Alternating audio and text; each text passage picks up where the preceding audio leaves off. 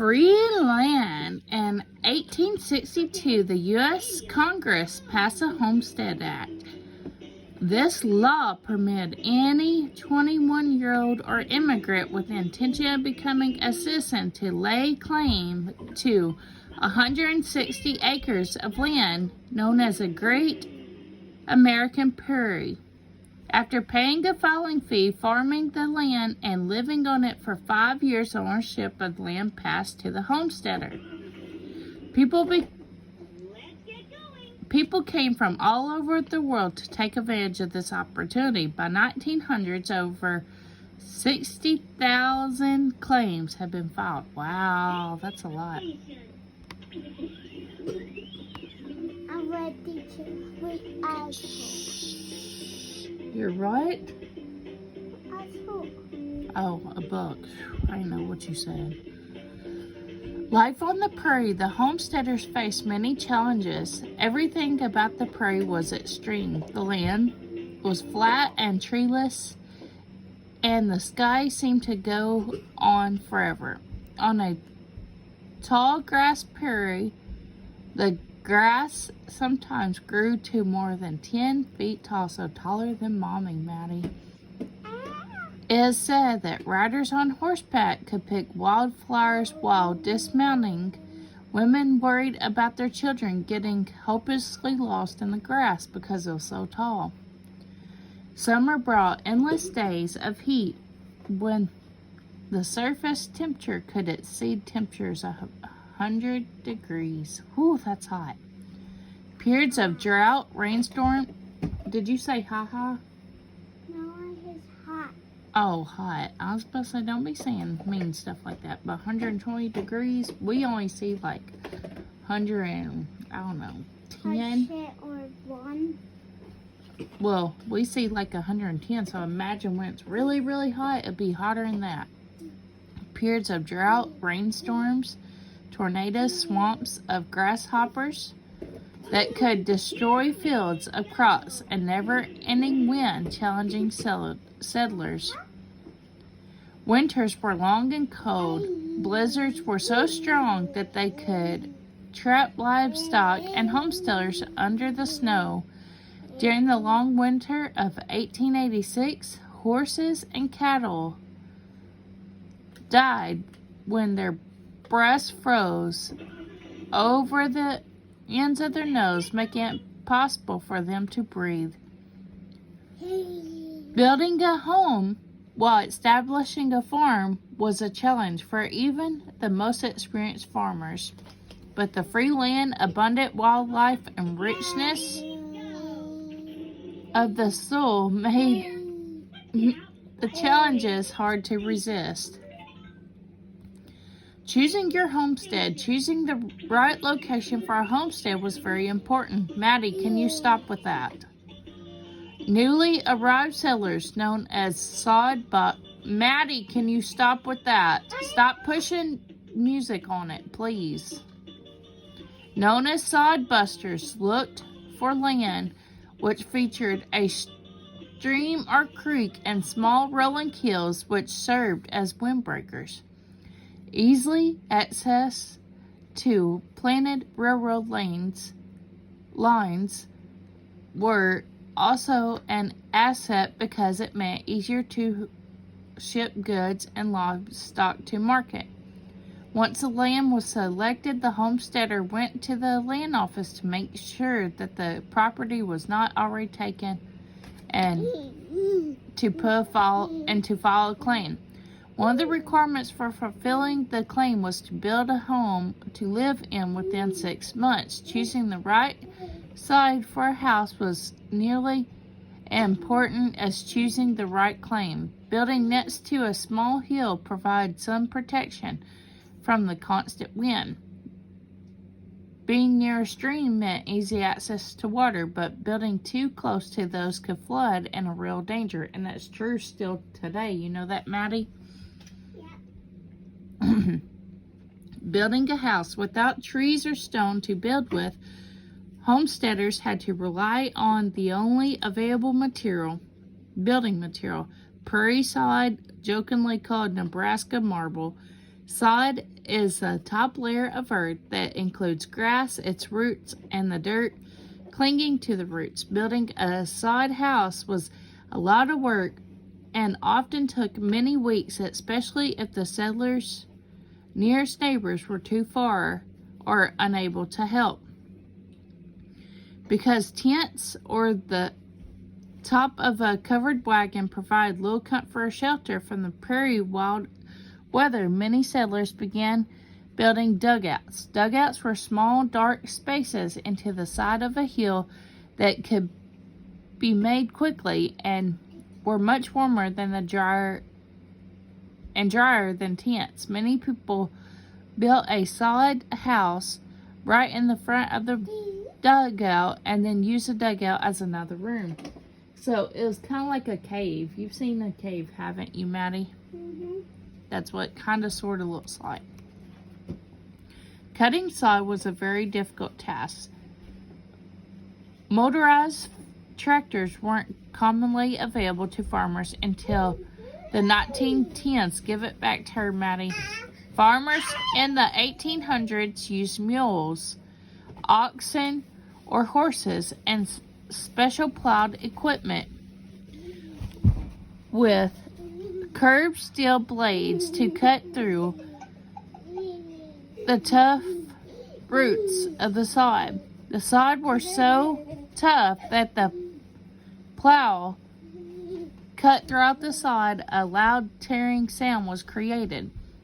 Farmers soon learned that they could only cut as much sod as they planned to use in one day. Sod quickly dried, cracked, and crumbled if not used immediately. Most farmers cut sod from the area where they planned to build their house. Get her out of there. Doing so provide a flat surface on which to build and help protect the house from prairie fires. Hey, don't pull her off! Don't do that no more! Never again do that! That's one way again. Some big trouble, Madison Rose. Now stop it. Removing the grass from the area from which it helped protect from insects, snakes, and vermin from burrowing into the house. Maddie, you've got to listen. I know it's long, but you've got to listen.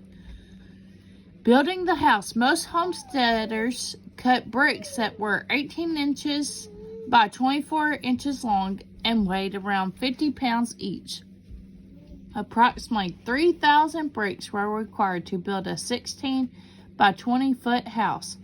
Freshly cut sod bricks were laid root side in order for the roots to continue to grow into the brick above it. Get that out of there right now. Over time, the bricks in fact grew together to form a very strong wall. Today, most houses of the United States are built up and down with angled roofs and a brick or wooden exterior walls that keep out the rain and other elements. Sod houses, however, required a thick, wide foundation. The walls sloped down on the outside of the house so that the walls settled, they could not collapse. The top of the house looked smaller than the bottom. When putting in windows was the most expensive part of the sod house and were difficult to install. After settling, oh, Bella, so sweet. After settling the frame into the wall, the builder continued to lay rods of sod around it. When the bricks reached the top of the window frame, settlers left off 2 layers of brick and laid cedar poles over the gap. The resulting space stuffed with grass or rags, give that back to her, protected the windows from breaking as the house settled. The roof was the most difficult and dangerous part of the house to build.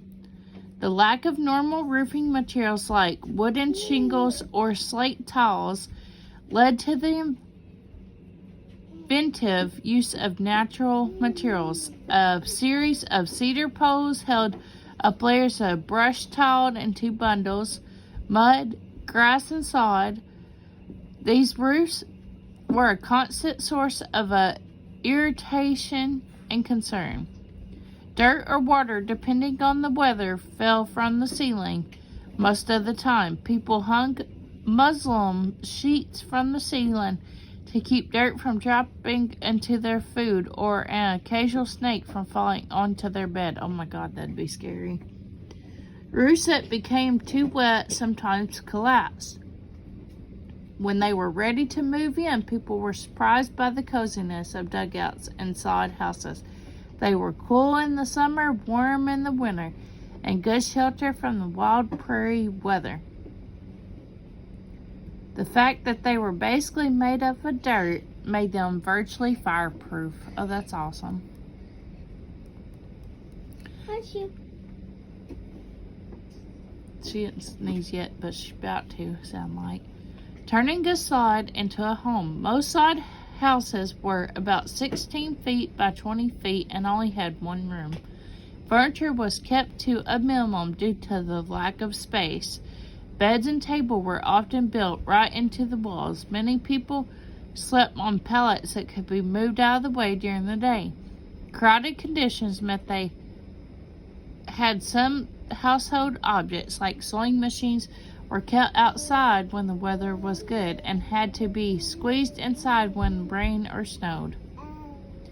Smoothing the inside walls and either plastering or wallpapering them brightened the room and helped keep out mice. Women found floors made from packed dirt hard to live with. Adding raised wooden floors was usually one of the first improvements that the homestead made to their sod houses. Flowers on the wide windowsills and pets, dogs, cats, and caged birds made the house feel like a home. Many settlers threw flowered seeds up on the roof that brightened up their dugouts when they bloomed. The requirements for fulfilling the term of the claim agreement varied for different types of claims, whether it meant built a structure to live in within 6 months, raising successful crops, and staying for 5 years, planting a certain number of acres of trees, or purchasing the land of the government. Less than 50% of homesteaders succeeded.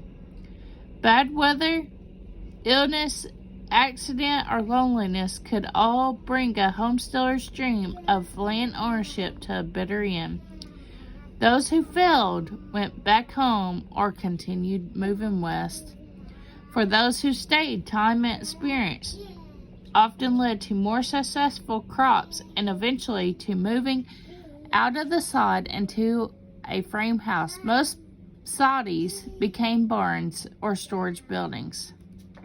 Ta-da! Finally done. This is of Roses, 1722. We'd like to thank you for listening to our little history lesson today about how homes were made back in the day.